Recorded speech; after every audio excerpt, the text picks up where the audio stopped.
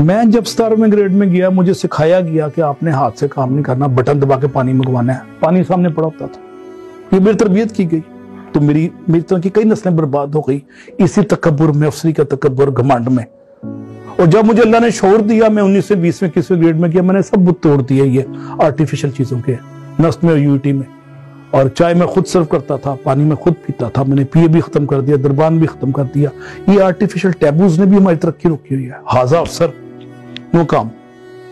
अब देखें सऊदी तरक्की नहीं ना कर पा रहे, पैसा इंजेक्ट किया ट्रिलियंस ऑफ डॉलर्स, तरक्की नहीं हो रही, क्योंकि उनके वर्क एथिक्स हमारे से मिलते जुलते हैं। बुरे नहीं है, मिलते जुलते हैं। उनका बादशाही अफसरी स्टाइल, हाजा अरबी तो या अजमी तो फर्क।